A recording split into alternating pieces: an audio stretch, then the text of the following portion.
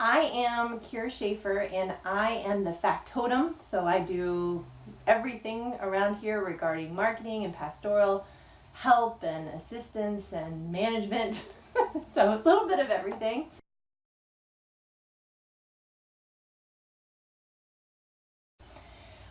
So the first time I met Pastor Tony, I thought he was laid back, cool, very open, warm, just a very nice person, easy to talk to.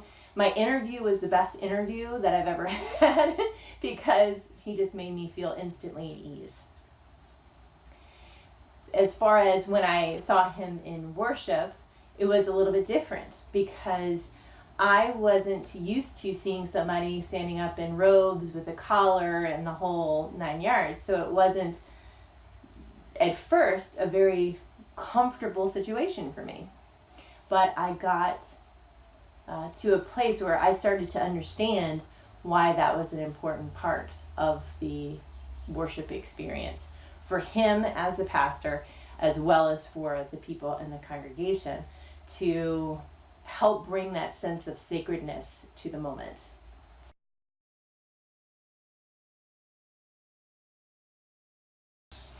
The first impression of the church service was run. I was a little bit skittish because I'm a spiritual person, not a religious person.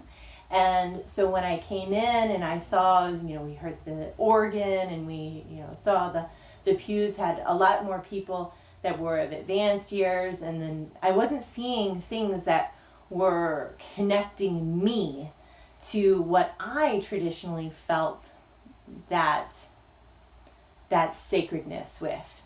And it was really challenging at first because the way that Pastor Tony would preach is that he takes a scripture, and it's usually an old sacred text that I'm not used to hearing. And coming from my background, I would hear it and I go, "Ooh, that doesn't feel right. That doesn't sound right to me. This feels kind of bad and off." And then he would flip it completely on its head and show us where the wheels fall off in that particular scripture, that particular text.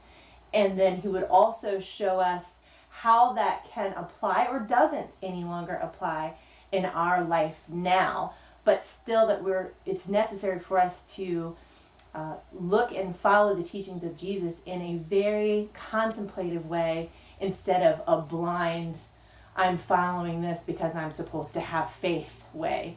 And so it's made me question a lot of really good things because I'm looking at not just one element of spirituality and saying, okay, everything is all hunky-dory and we're just going to be this and that, but also looking at our spiritual responsibility to the world. And so it stretched me, which I wasn't expecting. I was like, this is a little church job. I'm going to just go a little church job and have fun and, talk to people and greet people. It's just become way more than that, in a good way.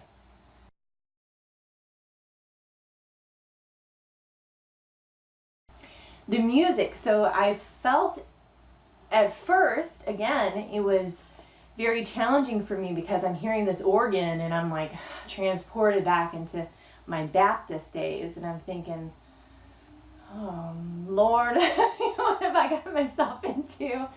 And then I would hear the choir sing, and they would sing some of these hymns that I felt like they don't jive with my spiritual sensitivities. And now what I've noticed is that I'm looking and feeling and sensing beyond the words and feeling through what the music is and feeling through the rejoicing that's happening in it, instead of just this, well, I'm getting triggered because this is how it was when I was a kid and so it's always going to be that. Instead, it was this sense of, oh, okay, I get it. And Steven Schermitzler, who is absolutely amazing music director, he has really done what he can to bring in some of those hymns that are connecting us in a soulful way, as well as helping us to continue to hold on to those traditions that we do like and we do appreciate and we do enjoy.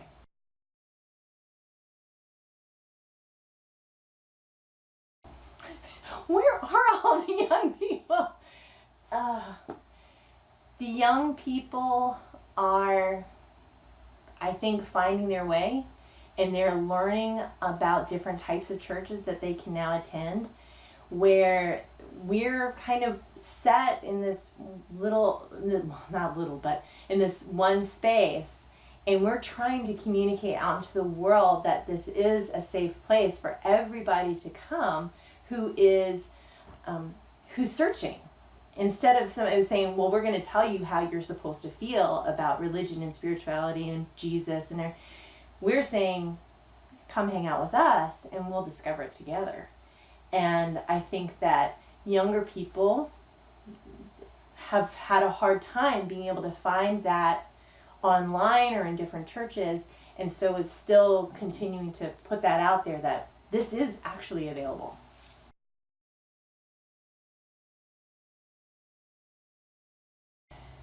I prayed for this job, and remember, I'm spiritual, not religious, but I still pray, and I would say my prayer is more of setting an intention and saying I intend and I enjoy the possibility that something is coming to me, and this checked off all of the boxes. You know, I wanted flexibility. I wanted to be a part of something that actually made a difference and mattered in the world. The other part that made me really, really gain that clarity to say this is where I want to be was that we have the LGBTQ community, we have other types of people, we work with the homeless, we help people in this church and through the different ministries, not just, we go to church on Sunday. This is not just a Sunday church. And to me, being able to be a part of something that's bigger than myself, and also giving people the freedom to explore spiritually their own mindsets, because we have such a broad range in our congregation. We have some woo-woo people in our congregation, and we have some very people who follow Christianity to the letter.